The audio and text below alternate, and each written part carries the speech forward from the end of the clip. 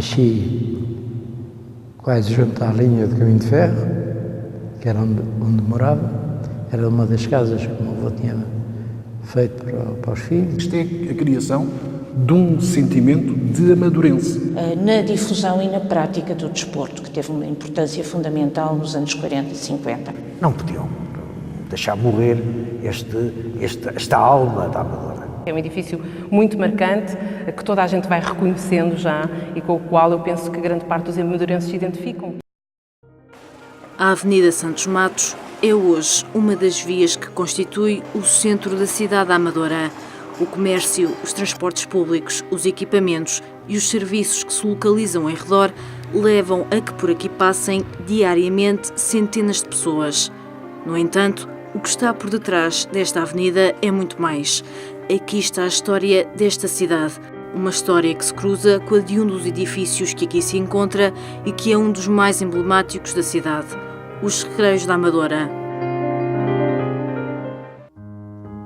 Na segunda metade do século XIX, o bisavô de José dos Santos Matos decide estabelecer-se na Amadora e fala numa quinta, um terreno de grande extensão. Antes de tornar este espaço em habitação para a sua família, este pensa primeiro nos seus negócios, já que tinha uma leitaria em Lisboa. A primeira construção que se vê nas fotografias mais antigas é mais ou menos neste sítio, num estábulo, onde havia vacas. Suponho que o meu bisavô tinha uma quinta nesta zona, portanto neste quarteirão, e suponho que a quinta ia ainda um bocado ao outro lado da linha de caminho de ferro. Não sei se havia aqui uma zona agrícola ou não, mas pelo menos agropecuária havia. E essas vacas tinham a particularidade de periodicamente faziam a viagem, suponho que a pé, para Lisboa, onde o meu bisavô e suponho que ainda o meu avô tinha uma leitaria na rua de São Roque, que eu suponho que é a rua da Misericórdia atualmente. Aqui foi surgindo o bairro Santos Matos, como anos mais tarde veio a ser chamado, e a primeira habitação que nasceu neste espaço era destinada ao seu avô, José dos Santos Matos. Aqui já uma avenida, que era a Avenida Amaral, não se chamava como hoje Santos Matos. Durante muito tempo isto foi conhecido também com o nome de Quarteirão Santos Matos. Porquê? Porque de um lado, da parte de trás, junto à linha, seriam as instalações da fábrica e aqui neste local, na parte de trás, nos atuais recreios, haveria uma série de vivendas da família de Santos Matos e também a vivenda onde vivia o António Correia. Portanto, eles fizeram aqui a sua habitação permanente. As casas já eram relativamente grandes e eram simétricas uma em relação à outra. Portanto, a entrada estava virada aqui para Elias Garcia, tinha um portão, tinha um muro toda à volta. Suponho que agora se chamaria um condomínio fechado. Poucos pensavam que o pequeno ateliê onde começaram a ser confeccionados os espartilhos iria dar origem a uma das maiores fábricas do século XIX e início do século XX. A Fábrica de Espartilhos Santos Matos, inaugurada em 1895, também localizada neste bairro. À frente desta firma estava uma sociedade que reunia José dos Santos Matos, António Rodrigues Correia e José Augusto Robô. Ficava exatamente em frente da curva da atual Avenida Santos Matos, onde nasce aquela rua paralela à linha. O terreno aí tinha a rua, que era a Rua Amaral, a Avenida Amaral, tinha uma curva e apertada, que a curva ainda lá está, e aí era a entrada para a quinta. Portanto, tínhamos duas entradas, uma aqui e outra na Elias Garcia. Ao mesmo tempo que este espaço crescia, a Amadora afirmava o seu caráter republicano. Para isso contribuíram diversos fatores, entre eles a vinda de algumas personalidades, alguns deles maçónicos. As razões foram diversas, ou devido a negócios, ou pelos bons ares pelos quais a Amadora era famosa. Com a mentalidade republicana, ligada à ideia do progresso e da integração, realizam-se algumas atividades, entre elas a Festa da Árvore, a primeira em 1909. E é na sequência deste evento que surge a Liga de Melhoramentos, onde era possível distinguir dois grupos. Nesta Liga de Melhoramentos podemos falar, se calhar até em mais, mas pelo menos em dois pequenos grupos que de certa forma são rivais. Um à volta do Santos Matos e o outro à volta do Cardoso Lopes, Cardoso da Mina. Cada um deles também pegou num determinado aspecto do desenvolvimento da Amadora e tentava mostrar que tinham força para desenvolver a Amadora. O Cardoso Lopes esteve mais ligado, por exemplo, ao nome da Amadora, portanto à estação. O Santos Matos, juntamente com o António Correia, mas sobretudo o Santos Matos, muito ligado ao desenvolvimento aqui do centro da Amadora. O centro da cidade começava assim a constituir-se e a Avenida Amaral era privilegiada, uma vez que ligava o centro diretamente à estação de comboios. E aí começa a ter estruturas para a vida da cidade. Em 1911 surge uma outra estrutura também muito importante para a acessibilidade da Amadora, que foi o primeiro cinema. Um equipamento inovador, um dos primeiros cinemas aqui da zona de Lisboa. Quem funda esse primeiro cinema, Jorge Ottolini, futuro genro do Rocameiro, Manuel Rocameiro, portanto filho do Alfredo Rocameiro, e um Eduardo Gomes, que será filho do Guilherme Eduardo Gomes. Na altura ainda os filmes não eram falados, eram mais gestuais, mas quando começaram a ser falados, foi um produto que começou a dar dinheiro. E as pessoas começaram a investir no cinema, porque as pessoas gostam de vir assim, vamos, e construíram. E é em 1912 que a mesma sociedade, Santos Matos, António Correia e José Augusto Rebô decidem ir mais além e criar a Sociedade dos Recreios Desportivos da Amadora. Eram os primeiros sócios que eram a alma dos recreios, o José Santos Matos e o António Correia. Há aqui uma outra personagem que foi sobrinho do José Santos Matos, o José Augusto Rebô, que faleceu. Ele acompanhou o projeto todo da criação dos recreios, mas faleceu, ele vivia em Queluz, mas faleceu muito jovem, por volta de 1914, 1915. É um pouco injustamente esquecido. Lembro perfeitamente do sócio do meu avô, António Rodrigues Correia, que morava numa casa feita a seguir ao campo de ténis. Todos conheciam, os filhos nasceram aqui e os netos, alguns devem ter nascido também aqui. A primeira obra criada por esta sociedade foram precisamente os campos desportivos, um ringue de patinagem e um campo de ténis. Estas estruturas eram anexas ao espaço onde hoje se encontram os Recreios da Amadora. Tinha 5 anos, foi quando comecei a aprender a patinar. Foi aqui que aprendi. Depois, nunca mais deixei de patinar.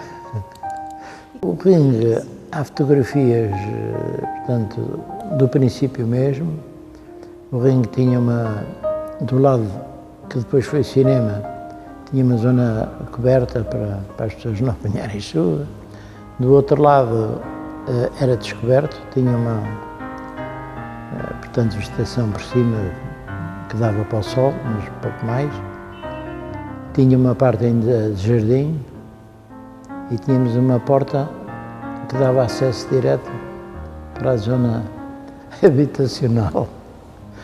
O chamado bairro Santos Matos começa a desenhar-se. Gabriela Xavier, no seu livro A Fábrica de Espartilhos Santos Matos, identifica 3 zonas distintas. Aquilo que era a Quinta do Pai e que progressivamente vem a ser ocupada com o complexo industrial da firma Santos Matos, portanto a parte da produção de espartilhos e comercialização e empresa de carruagens de aluguer. Há uma parte da Quinta que é ocupada como habitações dos industriais. E, finalmente, uma terceira parte, virada para então a Avenida Amaral, hoje em dia justamente chamada Avenida José Santos Matos, a zona toda dos campos desportivos e, em 1914, do Salão de Festas dos Recreios Desportivos da Amadora. Com os campos desportivos em completo funcionamento, o ano de 1913 trazia pelo menos 2 episódios que ficaram para sempre ligados a este espaço. Em janeiro, o aviador Alexandre Salé programou realizar uma demonstração no seu Blériot.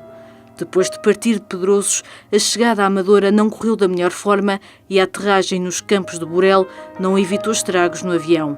Este foi reparado nas instalações da fábrica de espartilhos Santos Matos.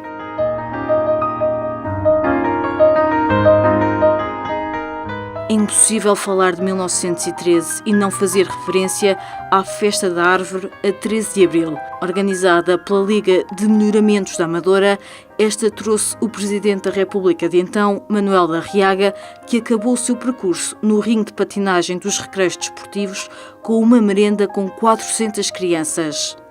A atividade desportiva e os eventos sociais que por aqui passaram apareceram por diversas vezes nas capas dos jornais de época. Este espaço tornava-se num dos motores para a promoção da vida desportiva e social da Amadora.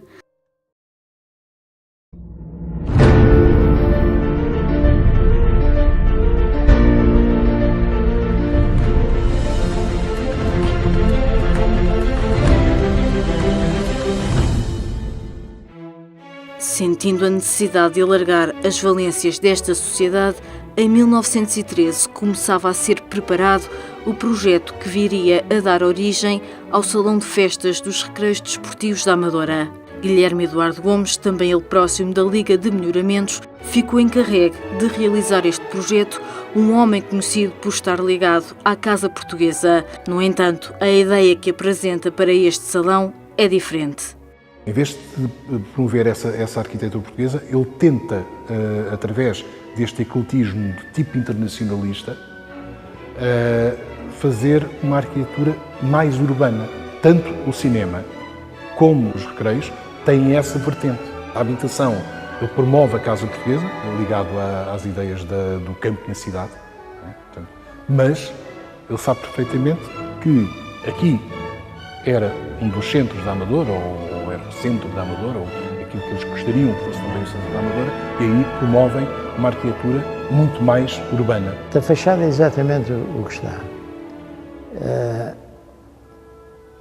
Para trás havia uma zona correspondente à parte de trás da cena, quando havia teatro.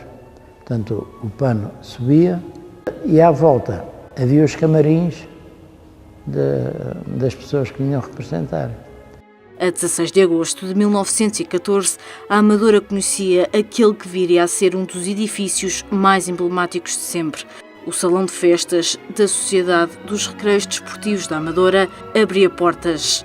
Peraltas e Cécias, de Marcelino Mesquita, interpretada pelo grupo de teatro de Estefânia, foi a peça que abriu este espaço. Em 1914 faz-se o Salão de Festas. Ainda não é cinema, até porque havia um cinema em frente e as pessoas não se davam mal, não é? Portanto, não é uma questão de concorrência.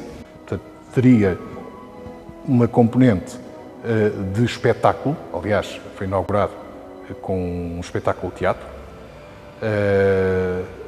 Mas teria também que ter uma forma de, por exemplo, haver aqui bailes, outras coisas que era normal. Surgiu como um espaço de complemento aos 2 equipamentos desportivos, que era o ringue de patinagem e o campo de ténis, para festas, para bailes e inclusivamente chegou a ser lá dentro um ringue coberto de patinagem. Chegou a haver sessões de patinagem dentro do próprio salão de festas. As cadeiras eram amovíveis e, portanto, eles podiam transformar o espaço numa sala ampla. Esta parte de cima, portanto, tinha aqui uma parede próximo da escada. A escada está exatamente no mesmo sítio. E então havia aqui um salão onde havia jogos, havia bilhar, havia 2 mesas de bilhar, havia 2 mesas de ping-pong, pelo menos. Depois havia muitas mesas redondas ou quadradas, ou as duas, já não sei, onde jogavam as cartas, e isso estava aberto todos os dias. Instalada em 1914, esta turbina eólica passou a produzir energia para todo o bairro, incluindo a fábrica de espartilhos Santos Matos e os recreios desportivos. Agora já tem outros nomes, mas era um moinho de vento muito grande,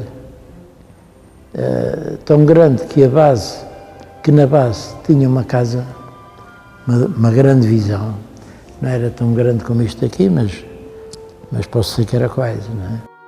Ainda no ano de abertura, destaque para o espetáculo Damas e Varões, onde foram utilizadas as caricaturas de autoria de Raquel e de Roque Cameiro, projetadas através de uma lanterna mágica. Um espetáculo acompanhado pela poesia de Delfino de Guimarães, um exemplo daquilo que foi a grande atividade cultural deste salão, com uma programação regular e de qualidade. Aproveitando os bons tempos, a Sociedade de Recreios Desportivos SRDA decide ampliar as suas estruturas e, em 1916, cria um ginásio e inaugura o campo de futebol perto da fábrica, com um jogo que opôs o Benfica ao Sporting. Apesar de toda esta vida cultural e desportiva, é preciso não esquecer que estamos perante uma sociedade elitista, onde a utilização tanto do salão de festas como dos equipamentos era limitado aos sócios da SRDA.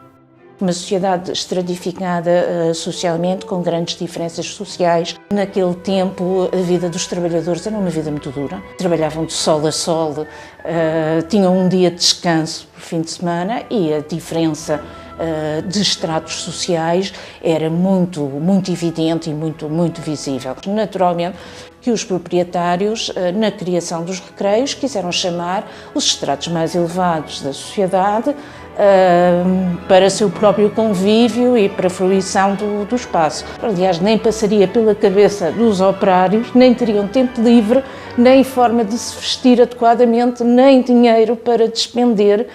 Portanto, digamos assim, era de facto para uma média burguesia com capacidade financeira para ter tempo livre também, que era coisa que pouca gente tinha. Apesar de ser uma sociedade privada, tinha sócios, ou seja, as pessoas podiam pagar uma cota para usufruir dos serviços dos recreios. Havia dois tipos de sócios. Creio que os sócios efetivos eram os moradores da Amadora, de Queluz e de Belas, portanto só isso é que eram sócios efetivos. Todas as outras pessoas que quisessem ser sócios e morassem noutros sítios, iam ser sócios correspondentes. Tem a ver com uma coisa muito interessante, que para além da sociabilidade, com a constituição de uma auto-identificação das pessoas desta zona. Era uma coisa que eles acabavam por fazer, mesmo que sem bases teóricas. Portanto, eles percebiam perfeitamente que, se queriam desenvolver a região, tinham que criar laços de união entre as pessoas que passavam por aquilo que nós normalmente chamamos de bairrismo. Portanto, no fundo, isto é a criação de um sentimento de amadurense. Dos anos 30 aos anos 40, esta seletividade manteve-se, embora não tão nítida. De qualquer das formas, é impossível não notar a forma como os recreios desportivos se tornam no centro da sociabilidade amadora, onde as festas desportivas sempre acompanharam a atividade cultural do Recém-Salão. Pelo menos na altura do verão, havia muitas festas de ginástica, gincanas e coisas desse tipo, e vinha muitas pessoas de Lisboa para assistir e atuarem também, participarem das festas. Este amadurense de Gema, Álvaro Ruivo, lembra-se de utilizar tanto o cinema como o ringue de patinagem dos recreios da Amadora por esta altura. Quando era possível, eu vinha aqui aos recreios. Umas vezes pagava, outras vezes não pagava, porque o responsável aqui da sala era o Sr. Mesquita, que eu ainda tenho, portanto, a fisionomia dele no meu cérebro, é verdade. Era mais utilizador da patinagem e fiquei, portanto, com uma recordação muito grande da patinagem. Levei uma bolada aqui no joelho, tive 6 horas sentado sem me mexer, para começar. Foi também por estes anos que a projeção de filmes começava a acontecer tanto dentro do edifício dos recreios como no próprio ringue de patinagem. No ringue havia mesmo cinema. Portanto, havia uma cabine de projeção e o ecrã era do lado da rua.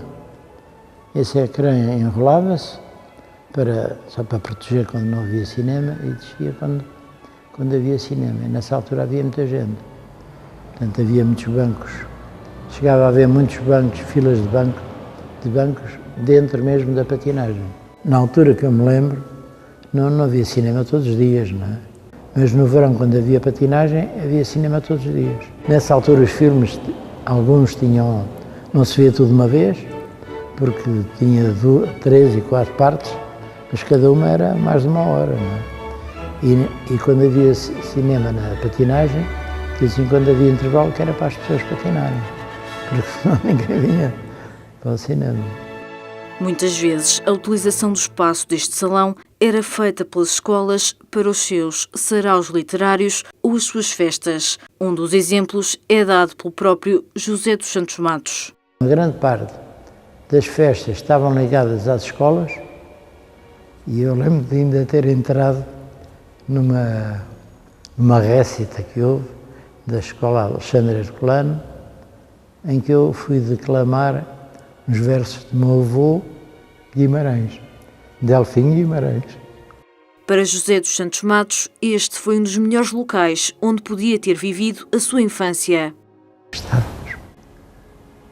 Naquela altura também as pessoas conheciam-se todas, devido à patinagem e à escola que havia, pelo menos na minha altura, quando fui para a escola, também aos 5 anos, só havia uma escola, que era Alexandre Herculano. Era o primeiro ano do liceu, já havia a escola, ou foi nessa altura que foi criada, a Escola Oliveira Martins. Nasci quase junto à linha de caminho de ferro, que era onde morava. Era uma das casas que o meu avô tinha feito para os filhos. Os anos 40 chegavam e com eles grandes mudanças para o futuro da Sociedade dos Recreios Desportivos da Amadora.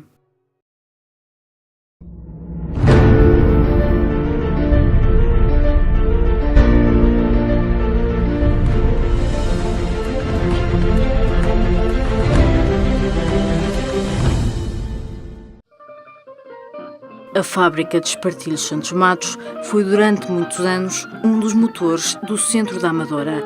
No entanto, nos anos 40, esta entra em declínio. A seguir ao final da Primeira Guerra Mundial, o vestuário feminino simplifica-se, deixa-se de lado aquela coisa dos espartilhos. Começam-se a usar roupas muito mais confortáveis, muito mais simples e de muito mais fácil confecção.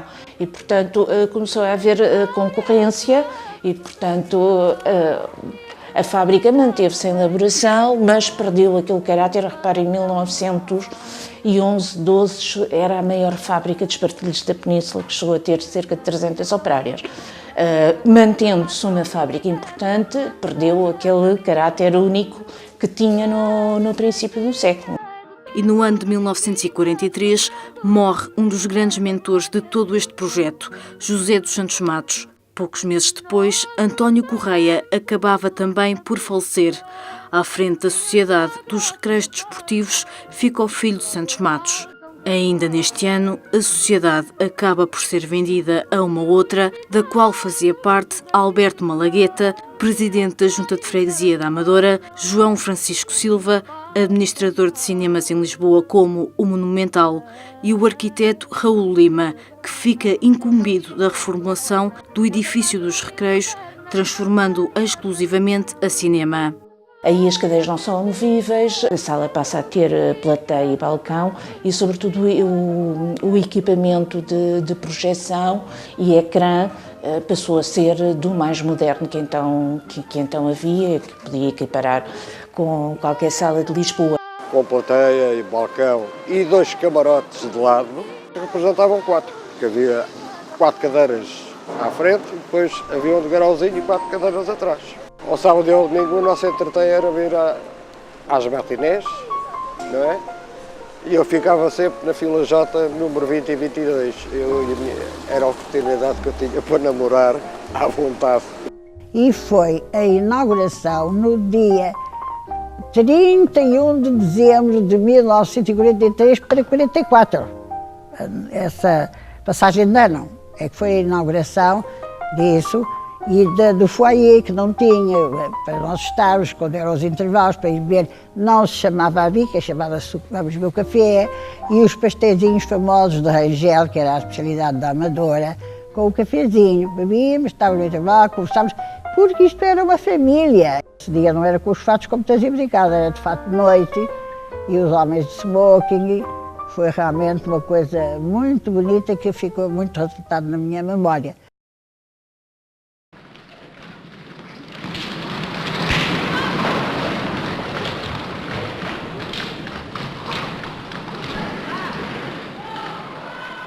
Apesar de todas estas mudanças, a promoção do desporto, iniciada em 1912, dá origem a uma tradição na patinagem, por isso não é de estranhar que nos anos 40 a Amadora seja conhecida pelo seu papel neste desporto. Frequentemente, nos anos 40, quando se abre uma revista desportiva ou qualquer coisa que venha referida à Amadora, a frase é: toda a gente sabe que na Amadora se vive sob patins e que toda a gente sabe patinar. Portanto, em 1940, a Amadora era conhecida pela patinagem. Não esquecer, por exemplo, Álvaro Lopes, o filho do António Cardoso Lopes, que juntamente com o irmão Augusto Simões Lopes, com um dos filhos, com o único filho homem que o José Santos Matos teve, com o João Santos Matos, na década de 1920, formaram uma primeira equipa de hóquei em patins nos recreios da Amadora. E houve realmente um grande entusiasmo e um grande incremento pela patinagem. À sexta-feira havia jogos de hóquei em patins, de 3 categorias. Ao sábado e ao domingo era a patinagem recreativa, onde toda a criançada e alguns adultos se vinham fazer patinagem. Havia uma senhora da minha geração, as pessoas vinham também por causa dela, porque era um fartote de rir, que ela mal calçava os patins, caía, e quando tentava levantar-se, caía outra vez. E então saiu-se uma vez com esta frase, pôs toda a gente a rir: ah, mas isto escorrega. Quando havia jogos, aquilo enchia-se. Era o Sporting, era a Associação Académica da Amadora, e depois começaram a haver mais equipas, Paço de Arcos, Oeiras, etc., faziam-se campeonatos, e assistia a isso tudo porque gostava mesmo do hóquei. Um dos jogadores da seleção portuguesa campeã do mundo de hóquei e patins em 1947 foi precisamente um jovem da Amadora, Álvaro Lopes, filho de Cardoso Lopes.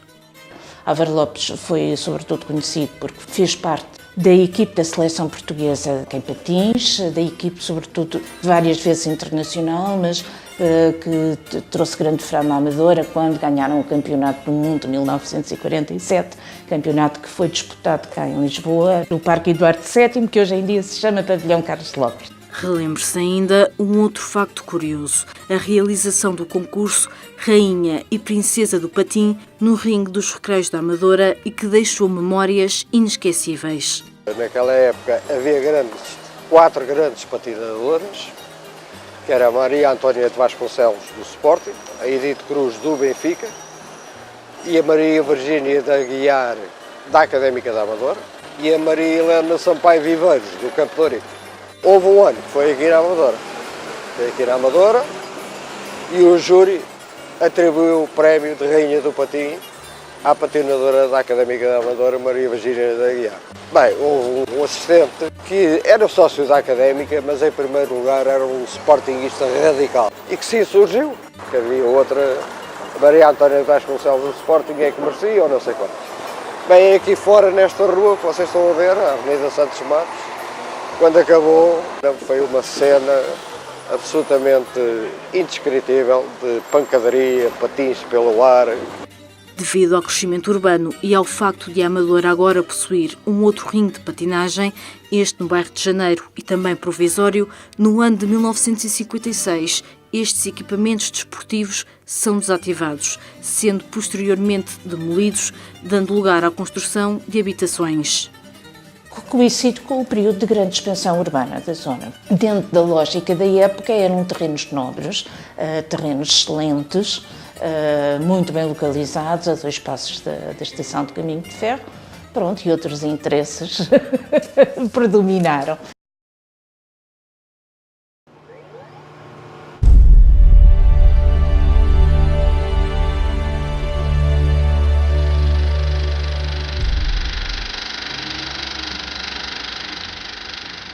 Recuando a 1943, com a reabertura dos Recreios da Amadora, agora adaptado a cinema, as reações eram as melhores. O sucesso que teve dos anos 40 aos 70 marcou gerações de amadorenses, principalmente a juventude desta altura. Sim, aqui era tudo vivendas, com os seus jardins, qual deles é o que tinha melhor e mais bonito, tudo assim, e conhecíamos, nós podíamos vir à rua sem mala. Eu passava por aqui e via um filme, bom, quero ir ver. Olha, mas eu não estou a separar nadinha, não faz mal, pagas amanhã. Na altura não havia filmes para diversas idades. Os filmes eram para todas as idades. Os meus pais é que escolhiam se eu devia ou não ver. Tínhamos todos os domingos bilhetes. Aos domingos era realmente os filmes melhores estavam escolhidos para os domingos. Quando eu tinha para aí assim, uns 16 ou 17 anos, trabalhávamos, portanto era membro do Centro Cultural Rogameiro, trabalhava na arqueologia. Chegávamos a trazer para cá também o Alfredo. Era inspirado no Alfredo Rocameiro, como é lógico, mas era uma caveira, nós seguíamos lá a romana, e que trazíamos com um chapéu colonial e pagávamos um bilhete para ele estar a assistir. Portanto, o Alfredo também fazia parte desse corpo cinéfilo. Aos sábados e domingos, e para crianças, e é nessa altura que eu tenho melhores recordações. Porque eu vinha cá com a minha filha e ver o quê? Às 11 da manhã, desenhos animados. A Branca de Neve e os Sete Anões, o Rin-Tin-Tin, eu sei lá, vários filmes que interessavam mais às crianças do que aos pais das crianças, mas nós também gostávamos. Isto era quase uma família, conheciam-se uns aos outros. Opá, bom dia, epá, já viste o filme? Epá, já vi não sei o quê. A rivalidade entre os civis e aqueles jovens militares bonitões queriam namoriscar as nossas raparigas de casa amador, alguns chegaram a casar com algumas delas. Houve cenas também de grande rivalidade e de coisa, aqui no próprio cinema. Um local que para sempre ficou conhecido como o Piolho. O que é que era o Piolho? Isto tem reminiscências de um antigo cinema que ainda existe em Lisboa, que era o Cinema Ideal.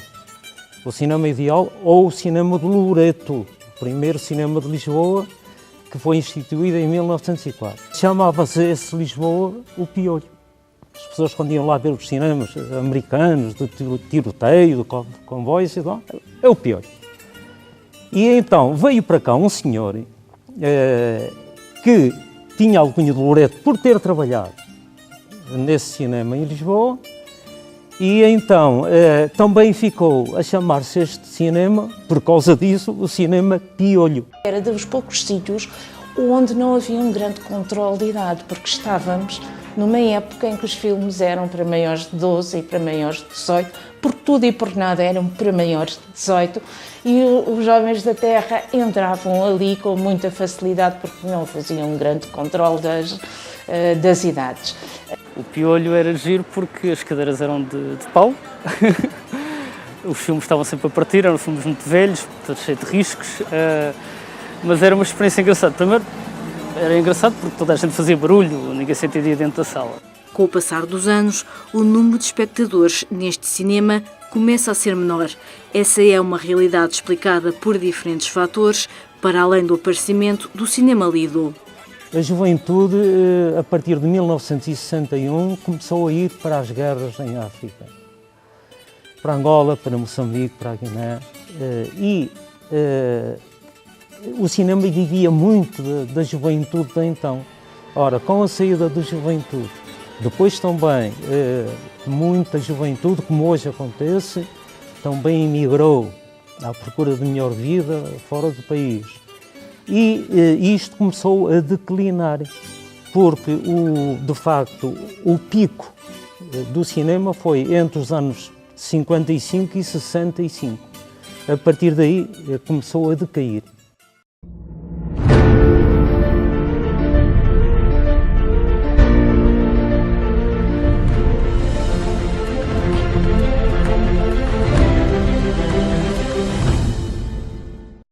No final da década de 70, os Recreios da Amadora voltam a conhecer alterações. Em 1978, o espaço é alugado a um empresário indiano, sofrendo obras de remodelação. Esta sala de cinema passa agora a ser denominada por Cineplaza e entra em funcionamento em 1979. Apesar de continuar a competir com o cinema lido, este conseguiu manter uma programação ao longo dos anos. Encerrou durante muito pouco tempo, na transição da gestão do João Silva para o novo Cineplaza, uma nova empresa que tomou conta da sala. Reabriu, acabei de apanhar nas notícias de jornais locais, reabriu a 5 de janeiro de 79. O Cineplaza foi da ideia de um senhor indiano que resolveu investir na Amadora na altura. O edifício foi todo remodelado, de cima a baixo, a sala foi toda remodelada. Passou a ter um balcão em condições, uma plateia em condições, um palco bastante grande, um ecrã maior e era tudo novo, cheirava tudo a novo na altura. Passou a estrear os filmes em simultâneo com Lisboa e com o Lido também, portanto era uma coisa boa porque nós nessa altura havia muito cinema para se ver na Amadora. Passavam muitos filmes indianos também, que era uma coisa gira porque eram todos iguais sempre, não havia diferença nenhuma entre eles. Mas as pessoas vinham e era giro, depois tinha meia-noites para filmes, não eram filmes... Tinha alguns filmes pornográficos pelo meio, mas filmes de notação daqueles filmes de velhos. E tinha as sessões infantis ao sábado e ao domingo de manhã que estavam sempre cheias.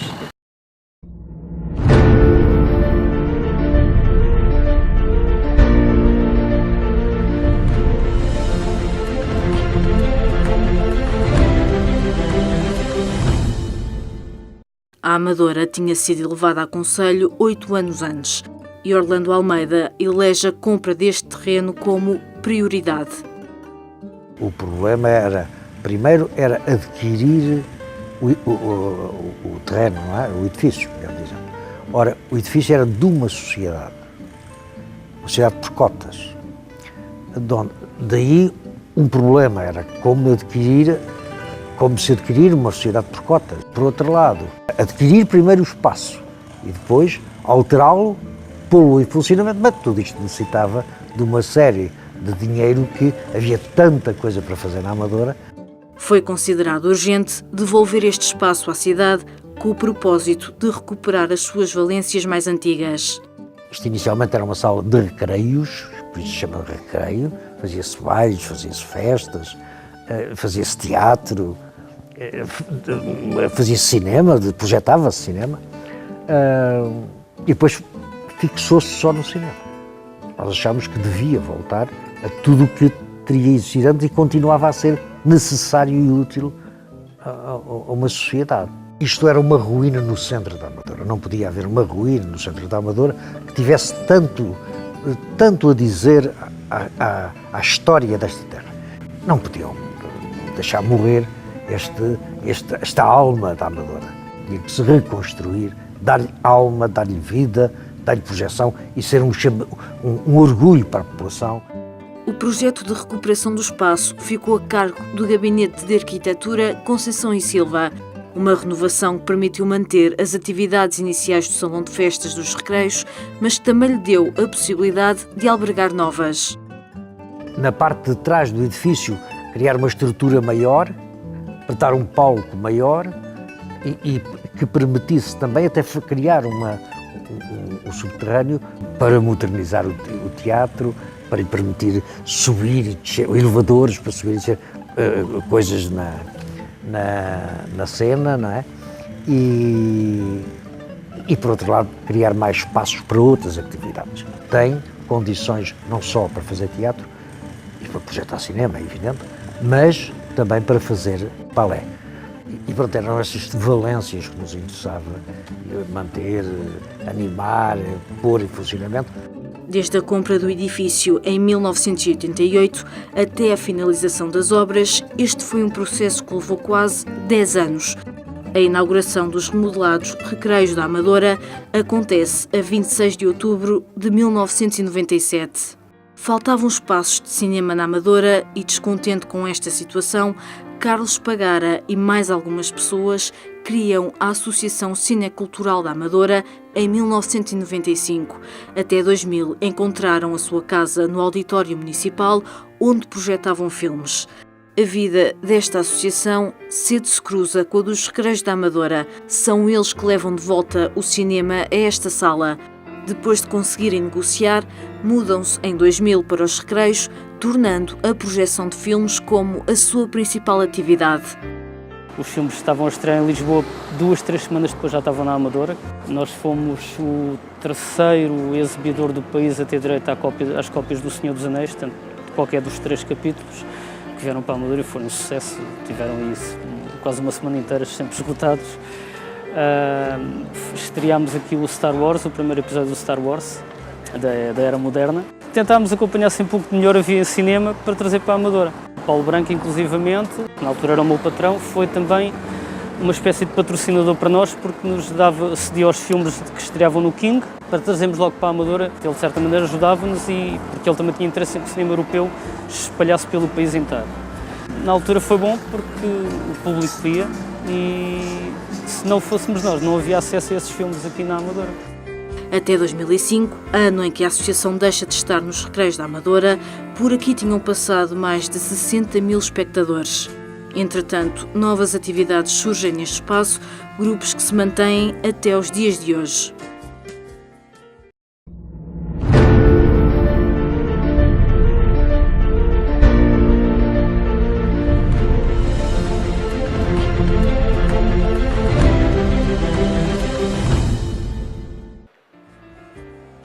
Atualmente são muitas as atividades e eventos que os Recreios da Amadora recebem ao longo do ano, tendo uma programação regular. Além disso, tem como residente a Companhia Teatro dos Aloés e na dança contemporânea o Quórum Balé. Este é também um espaço utilizado pelas escolas do concelho, assim como para a realização de conferências, e onde se celebra, por norma, o aniversário da cidade no dia 11 de setembro com a sessão solene. Sem esquecer os espetáculos musicais por onde passam grandes nomes da música. Um espaço que faz parte da história, é um dos espaços de maior referência em termos daquilo que é a história da cidade. E para nós, a Câmara Municipal continua a ser um espaço de excelência, um espaço de referência, onde acontecem as maiores iniciativas culturais que temos no concelho e que são dinamizadas pela Câmara, muitas vezes em parceria com outros atores culturais do concelho, mas é sem sombra de dúvida um grande espaço de referência na cidade. Em 2012, a Avenida Santos Matos aparece com uma nova cara, uma reabilitação urbana que veio dar outra imagem a esta via da cidade que faz parte do centro da Amadora. É um espaço muito bonito em termos exteriores. A intervenção de reabilitação urbana e de requalificação que foi feita na Avenida Santos Matos, acho que ainda puxou mais pela beleza deste edifício. De facto é um edifício muito bonito, e o nosso objetivo enquanto Câmara Municipal é continuar a fazer dele um polo de referência cultural da cidade, como tem sido nestes últimos anos.